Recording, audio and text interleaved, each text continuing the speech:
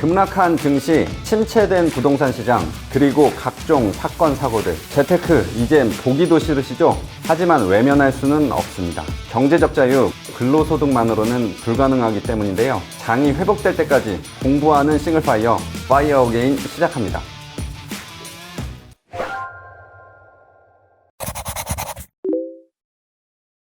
지금 2023년 5월 초입니다. 지금 방송 촬영하는 시점이 그런데요. 주목할 만하다 하는 배당주가 혹시 있으실까요? 우리나라 사람들이 국내 주식은 못 믿겠어. 미국 주식 갈 거야. 뭐 이런 분들도 많이 있어요. 또 한편으로는 미국 전체적인 주식 시장이 조금 더 고평가돼 있다 이렇게 뭐 생각하시는 분들도 있고, 투자자들도 이제 배당에 대한 니즈가 굉장히 커졌다고 아까 말씀드렸었는데, 그런 것 때문에 월배당 상품들이 굉장히 많이 나오거든요. 미국 상품들을 카피해서 들어온 것들도 많고, 네, 월배당 형태로 나온 것도 많고 하는데, 이제 아까 이제 뭐 배당 귀족, 네. 배당 왕, 뭐 이제 이런 종목들만 또 모아놓은 상품들도 있거든요. 미국에 투자하는 것들이죠. 이제 그런 ETF 형태들이 많아요. 이제 S&P 500에 있는 종목들을 따라가는 배당 성장주. 다음에 뭐 다우존스에 들어가 있는 배당 성장주. 이게 이제 자산운용사별로 여러 가지가 있으니까 이건 조금 찾아보시면 될 것 같고요. 근데 지금 이제 약간 리스크가 있는 부분이 환율이 지금 되게 높거든요. 환율 때문에 지금 사도 되나? 라고 하면은 환율을 해지해주는 상품도 있거든요. 그럼 이제 그거는 이제 종목명의 끝에 보면 뭐 가로 열고 H 뭐 이렇게 써 있어요. 달러가 많이 떨어졌다 싶을 때는 그냥 종목 사서 모을 수도 있고, 약간 상황들을 봐가면서 대응하는 것도 방법이 굉장히 매력적인 종목들 많습니다. 세상에는 제가 항상 말하는데 세상에는 똑똑한 사람들이 많고요. 그 똑똑한 사람들이 만들어 놓은 좋은 상품을 우리는 잘 고를 수 있는 능력만 가지면 됩니다. 한 번에 뭔가 많이 먹겠다는 생각하지 마시고 꾸준히 내가 계속 벌 수 있는 수단을 찾겠다라고 한다면 그건 굉장히 많은 것 같습니다. 저번에 출연하시고 배당주 모으기 2년 되셨다, 2년 걸렸다 뭐 이런 댓글들이 있었어요. 그러니까 적립식 투자를 하시는 분들도 계실 거고, 또 한꺼번에 많이 사시는 분들도 계실 거란 말이죠. 어떤 게 더 낫다 뭐 이런 게 있을까요? 어떤 게 더 낫다보다는 이제 그 본인의 상황 따라서 많이 다른 것 같아요. 일단은 물론 내가 목돈으로 뭐 퇴직금을 한 10억쯤 받았다 이런 분들은, 그리고 내가 10억을 넣어놓고 그냥 거기서 나오는 배당금만 따박따박 들어오기만 하면 나 신경 안 쓰고 그냥 묻어놓을 수 있어요 라고 하는 약간 그렇죠. 마음의 여유도 있고, 이제 그런 분들이라면 그냥 묻어놓고 가셔도 되겠지만 대부분은 그렇게 쉽지 않아요. 그러니까 그걸 그래서 이제 목돈이 있더라도 좀 분할 매수, 분할 매도 하시라고 하거든요. 이제 그게 또 본인들만의 이제 기준을 세운 거죠. 나는 3번 만에 나눠서 살 거야. 그 3번이 기간적으로 나눠질 수도 있고, 뭐 이제 돈을 나눠서 세 뭉치로 나눠서 살 수 있겠죠. 어떤 분은 7번에 나눠서 하시는 분도 있어요. 왜냐면 내가 정확한 타이밍을 모르니까. 그리고 처음부터 왕창 들어가면 사실 멘탈 관리도 쉽지 않거든요. 조금씩 계속 사서 모으면서 그런 종목들에 대한 확신도 갖고 가고, 그 종목들이 만약에 뭐 이슈가 있다 그러면 얼른 또 옮겨 탈 수 있는 몇 개 종목들을 갖고 가야 되는 거죠. 저는 이제 사서 모으시라고 계속 얘기를 합니다. 이게 매달 우리가 적금 넣듯이 월급 나오면은 조금씩 계속 사고, 다음에 보너스 나오면은 조금 더 사고, 주가가 빠지면 더 사고. 주가가 빠지면 왜 더 사라 그러냐면, 이제 제가 말씀드리는 것의 전제 조건은 배당금이 계속 꾸준히 늘어나는 종목들을 계속 사서 모으시라고 하는 거거든요. 배당금은 계속 늘어나고 있는데 주가가 빠지면 배당률이 올라간 거거든요. 한마디로 이자가 높아진 거죠. 우리 한동안 은행에서 뭐 이자 5% 준다, 6% 준다 그랬더니 난리 났었잖아요. 그거나 마찬가지거든요. 똑같은 종목을 내가 모아가고 있는데 배당률이 높아졌으면 더 사야죠. 또 이런 반응도 있었어요. 2012년부터 투자했으면 시기도 잘 잡았다. 그 배당주를 사야 하는 때도 따로 있나요? 배당주를 사야 하는 때, 근데 그때 내가 돈이 있냐가 중요할 것 같은데 뭐 예를 들면 만주를 모으겠다라고 하면 돈이 생기면 무조건 사는 거예요, 사실은.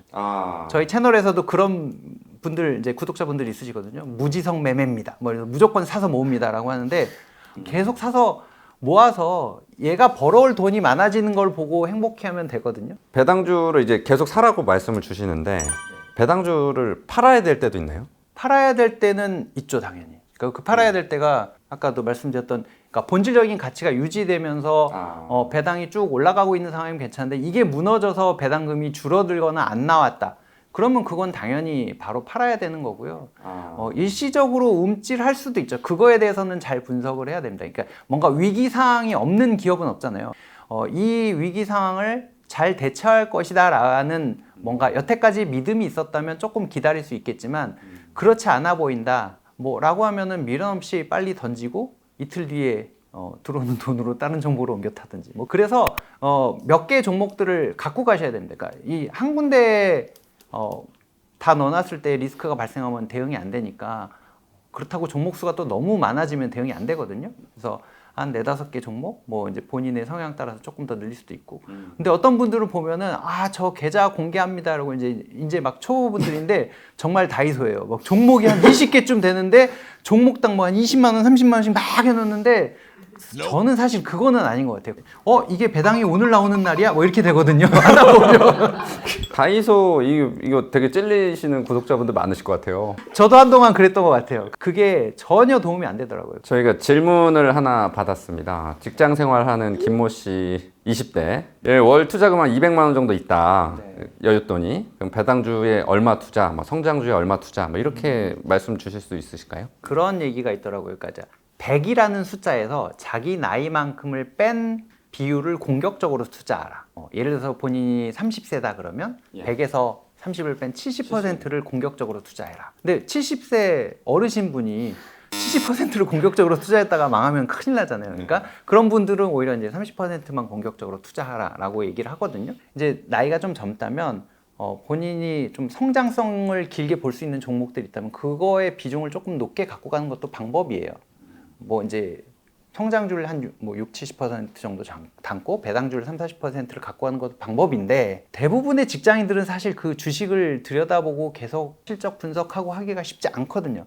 그래서 제가 이제 배당주 투자에 대한 얘기를 계속하는 이유가 내가 그거 분석할 여력이 없으니 이제 사서 모으세요라고 하는 건데 이제 나이가 조금 어리기 때문에 비중은 좀 달리 갈 수 있겠죠. 아까 얘기했던 것처럼 고배당주의 비중은 조금 낮게 갖고 가고 배당 성장이 조금 많이 되는 종목들의 비중을 조금 높게 갖고 가는 거죠. 그냥 성장주와 배당주가 아니라 배당 성장주와 고배당주 뭐 이런 비중으로 봤을 때 이제 배당률이 좀 높으면서 그래도 나 다달이 커피값이라도 얘가 벌어다 줬으면 좋겠어 하는 것들은 조금 뭐 한 30% 갖고 가고 이거 10년 뒤에 나를 먹여 살릴 종목들이야 주식이야 라고 하는 계속 배당이 성장되는 주식들을 뭐 한 60-70% 갖고 가고 이제 그렇게 해서 갖고 가면 이 배당 성장주들은 특히나 주가가 계속 우상향 될 확률이 되게 높거든요. 장기적으로 봤을 때는. 이제 그런 방식으로 비중 조절을 하시는 건 어떨까?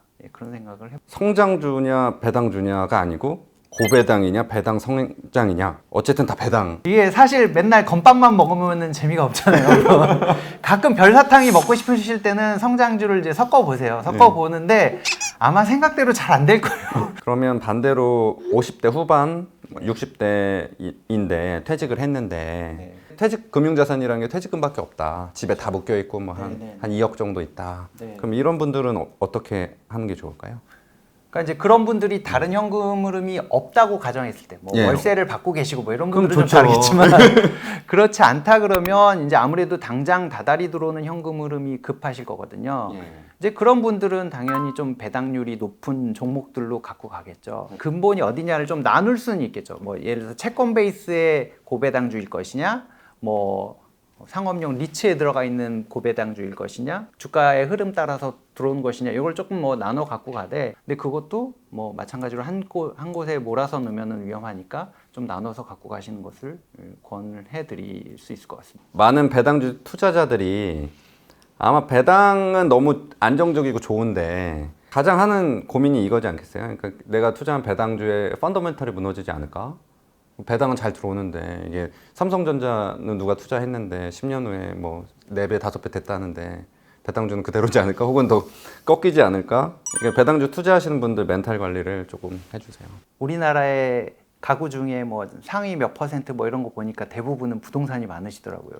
일단은 돈이 많아서 부동산을 샀으면 좋겠지만 그렇지 않다면 저는 이제 배당주 사는 거를 벽돌을 산다고 생각을 하거든요. 월급 받으면 벽돌 10장 사고 보너스 받으면 벽돌 20장 사고 그 벽돌을 한 장 한 장 사서 이제 건물을 짓는 거죠.